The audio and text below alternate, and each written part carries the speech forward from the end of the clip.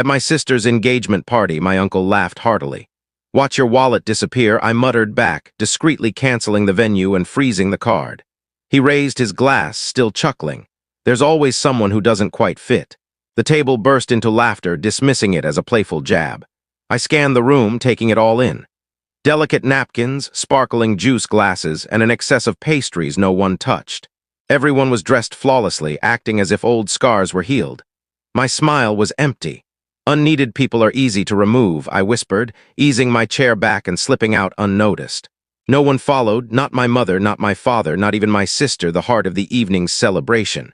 About an hour later, my phone buzzed. It was a nervous waiter, a guy I recognized from high school. "What's happening?" "Everything's collapsing," he said. I pressed for details.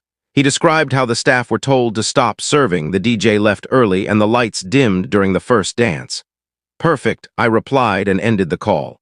None of them, not even my sister with her perfect smile and rehearsed laugh, knew I'd been planning this for months.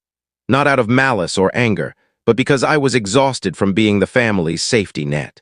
This didn't begin with the engagement. It went back further. It went back before the loan she never returned, before they forgot me in a family photo, before she looked at me last Christmas and said, "You know you're not really needed, right?" I stayed quiet. I played the part. I kept covering expenses. I showed up when no one else did. I swallowed my pride as the dutiful son and brother until that night when I was called unnecessary. The word stung like a knife scraping metal. Unnecessary is what they label someone they've already replaced but haven't bothered to inform. Once you realize you've been pushed aside, you stop caring. This didn't start with a dramatic betrayal. It began with, "Can you help me out? Just this once." The first time Sophia asked for money, she was in tears, saying her rent was late and she didn't want our parents to know. She'd lost her job and needed a lifeline. That same day I sent her the funds. She never brought it up again. The next time it was a smaller amount, promised to be repaid soon. That deadline passed, then weeks, then nothing. I never said no. That was my mistake. I was the older brother, the backup plan, the one they called when things fell apart. I lived far enough to be ignored, but close enough to be summoned when bills stacked up.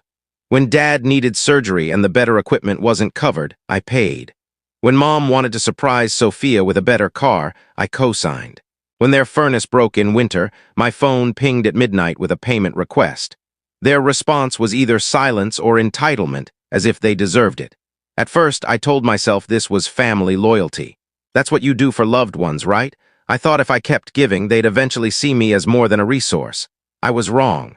The first real blow came when Sophia got engaged.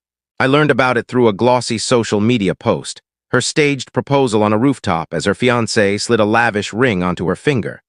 Juice sprayed, a drone hummed above, and the caption read, "I said yes, ready to celebrate with those who matter most." I stared at it, checking for a missed call. There wasn't one. That night their group chat buzzed, not the one I was in, but another.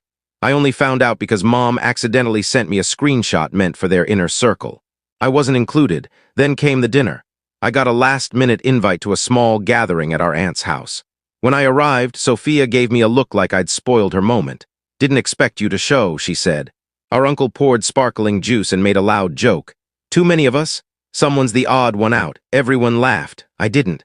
I started noticing strange charges on my credit card. A large sum for floral arrangements from a local shop. Another for a venue deposit. Another for an extravagant cake. These hit a card I hadn't used in months, one I'd shared with my parents for emergencies during the pandemic. I called the florist. "Hello, this is Claire from the flower shop. Is this for Sophia's wedding?" I didn't answer. I hung up. Days later, I saw my name in a social media comment untagged. A distant cousin wrote under Sophia's bridal shower photos, "Excited to meet your brother." Sophia replied, "Oh, you won't. He's not part of this story." My bank statement told a different tale. The final straw was the group gift. A week before the engagement party, Mom sent a cheerful email. "We're all pitching in for Sophia's surprise honeymoon. Since you're far, I put you down for a contribution. Send it when you can. Love you." I didn't respond. I didn't lash out. I watched. I kept records. Not with hidden cameras, but with screenshots, receipts, and emails, proof of how they saw me. Like Dad's text to Sophia, "Don't worry. I told him he's busy that weekend. He won't come," like her fiancé's message to a friend. "Her brother's a burden, don't bring him up. They say he stirs trouble," like Mom's post. "So proud of our girl. This wedding's for those who have always been there." Even after all that, I kept paying until the engagement party. It was at a vineyard outside town.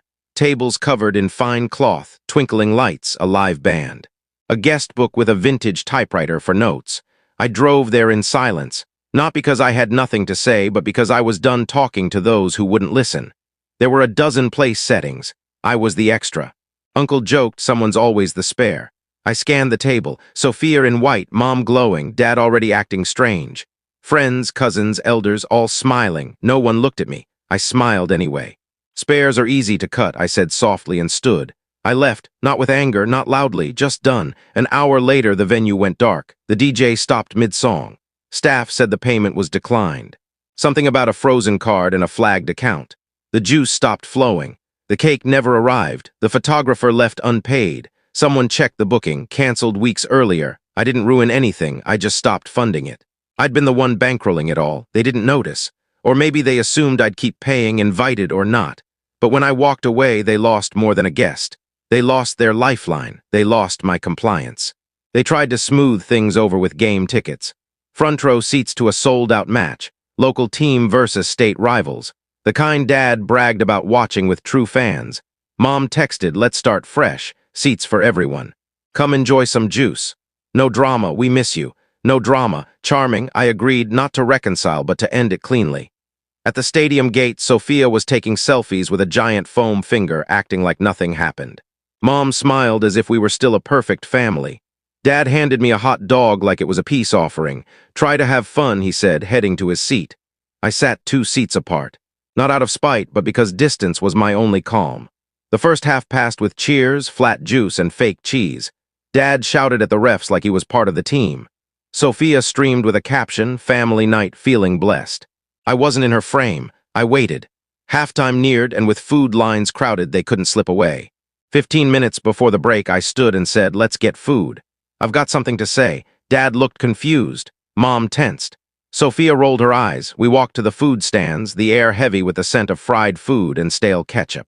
I picked a table off to the side, quiet enough to talk, loud enough for others to hear. You wanted peace? A real talk? Fine, but not on your terms anymore. Sophia sipped her drink and smirked. Another lecture. I opened my phone and showed a folder. See this? I turned the screen to them. Floral charges, venue deposits, cake payments, all on my emergency card. Remember that, Mom? She stared at the table. I wasn't even invited, but I paid for it all. Dad tried. We didn't know. I cut him off. You did. You just hoped I'd stay quiet and keep funding you. I turned to Sophia. Your social media screams self-made, but who covered your rent for months when you couldn't keep a job? Who bilayed you out when your investment scheme failed? Her face paled. You don't have to be cruel, she said. I'm not cruel, I replied calmly. I'm precise. I showed her fiancé's gift registry. Half these gifts landed at your place, paid by me. No thank you, no ask. I turned to Dad, showing a group chat screenshot with his name. Don't invite him, he makes it awkward. Awkward, I said, voice rising. The guy who funded your last 3 vacations. The one you call when the car breaks, but never for a family photo. Dad's face reddened. It was a joke, he mumbled. No, I said. A joke is calling me spare while I'm footing the bill. I leaned in. I kept the lights on, the party going, the smiles wide. But when I stopped paying, I became the outsider. People were watching. A man nearby paused over his fries. A teen in line turned to look. I didn't care. I wanted the audience. You thought I'd stay quiet, enjoy the free ticket, and pretend everything's fine. I'm not here to play along, Sophia hissed. You're embarrassing us. No, I said. I'm exposing the truth. I stood, hit send on my phone. Their devices buzzed. What's this? Mom asked, tapping her screen. Your ledger, I said. Every dollar I spent, every favor you asked, every time I said yes, and every time you pretended it didn't happen. I met their eyes. The joint accounts are closed. Auto payments stopped. Wedding costs gone. The lease I co-signed is done. Utilities, switch them to your names by the end of the week. Sophia gasped. You can't just I can, I said. And I did. Dad slammed his drink down. You think money lets you shame us? You're better than your family. No, I said. I think taking someone's money behind their back while acting like nothing's wrong is betrayal. I'm done bankrolling it. Silence fell.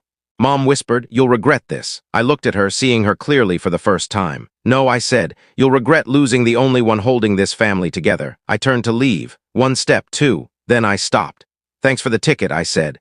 I'll keep the seat, but from now on I sit alone. I walked back to the stadium as the second half began. The crowd roared. I didn't look back. They sat at that sticky table staring at their phones. Screenshots, bank statements, a trail of money they never thought I'd track. The free ride was over. Days later, Dad emailed, "Subject, let's be reasonable. Message, we know you were upset. Things got heated. Let's not make it worse. Can we talk?" I didn't reply. I forwarded it to my lawyer. Elliot, my attorney, was calm and professional, always in plain gray ties. He drafted a sharp letter. "This outlines the unauthorized use of Mr. Last Name's funds, including fraud and financial misuse. Repayment is due within days or legal action will follow." We sent it certified, signature required. They signed. Days of silence followed. Then money started coming back. Small amounts at first, then larger, labeled partial repayment. "Sorry for the confusion." Confusion? I sent Elliot a screenshot. He fired back another letter that day. "Partial payment is unacceptable. Full repayment is required. This is non-negotiable." Within weeks, every cent was returned. Wedding costs, Dad's medical bills, utilities, rent, groceries, even the dessert table from the party. No court, no judge, just their fear of what could happen if they didn't. They never admitted fault, not once. Sophia sent a payment with a note trying to make it right. I refunded it. I wasn't taking bribes. I had what I needed, closure. Mom tried her old guilt tactic, leaving a voicemail in her fragile tone, the one she used when Dad got loud. "Honey, the money's back. Can't we move forward?" I listened twice, then deleted it. She wanted to skip the truth. I wasn't playing. I didn't move away or change my number. I changed my boundaries. No more favors, no more weekends, no more family used to exploit me. When Sophia texted about her birthday dinner, I replied, "You got your gift." It came with interest. She left it on read.